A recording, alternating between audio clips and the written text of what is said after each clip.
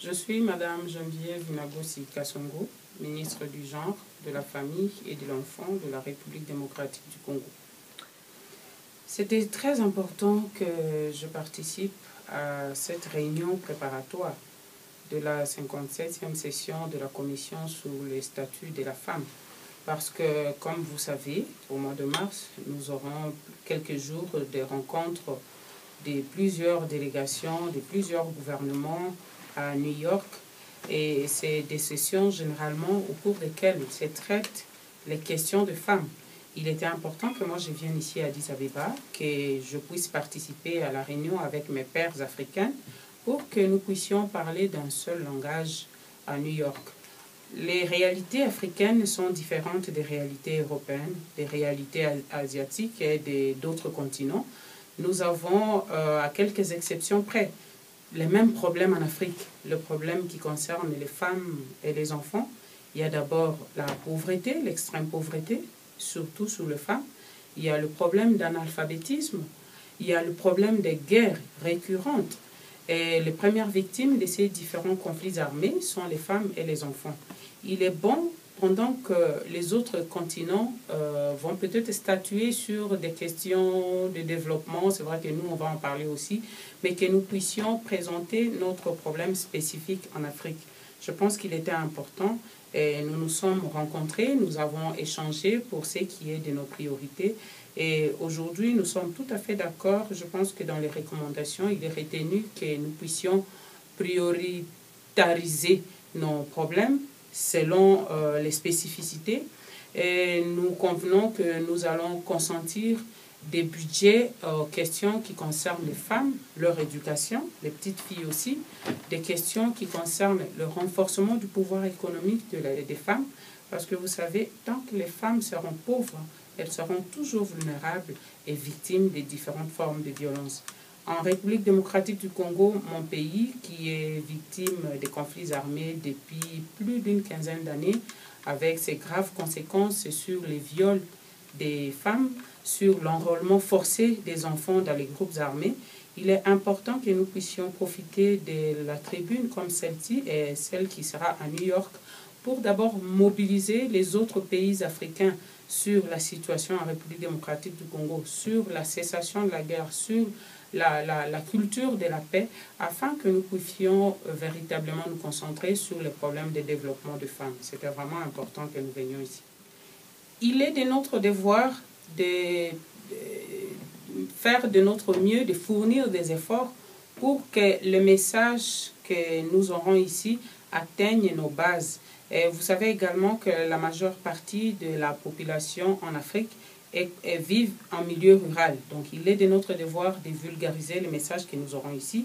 Nous sommes également convaincus que les différents messages que nous avons amenés ici ont été bien compris et qui seront vulgarisés auprès des gouvernements respectifs qui étaient représentés ici, mais également auprès des partenaires, des agences du système des Nations Unies, parce que c'est ONU Femmes qui nous a réunis. ONU Femmes traite particulièrement des questions de promotion de la femme et de l'égalité des sexes.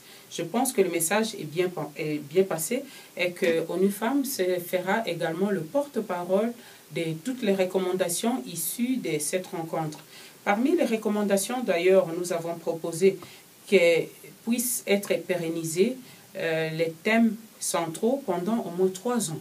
Comme ça, nous avons le temps de mettre en place des politiques, des programmes et que nous pourrions peut-être avoir des évaluations périodiques chaque année. Ça nous permet vraiment de produire des résultats. Je pense qu'il était important de venir ici pour préparer notre participation à la 56e session.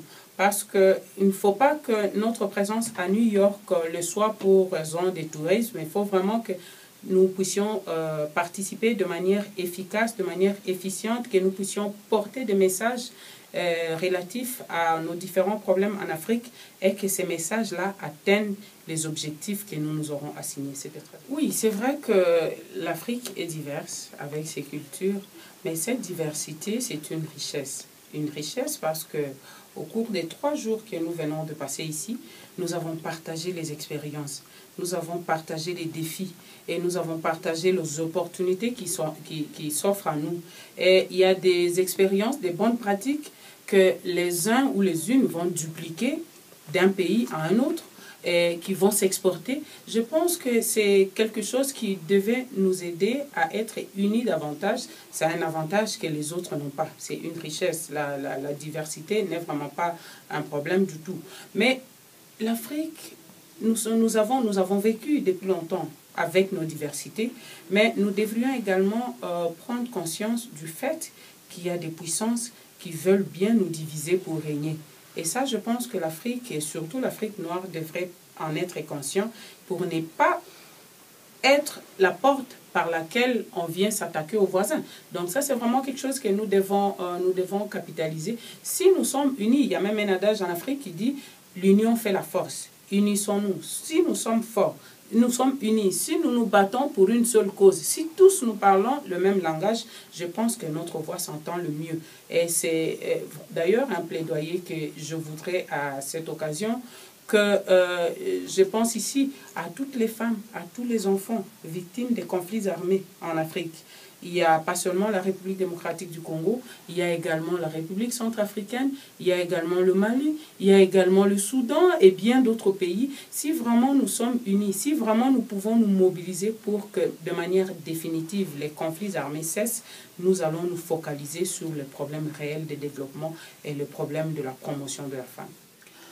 Je voudrais profiter de cette occasion pour appeler tous les partenaires, c'est-à-dire les gouvernements, les Nations Unies, les organismes bi- et multilatéraux, la société civile, tous et toutes, de nous unir, d'agir et de lutter véritablement contre toutes les formes de violence contre les femmes et les enfants.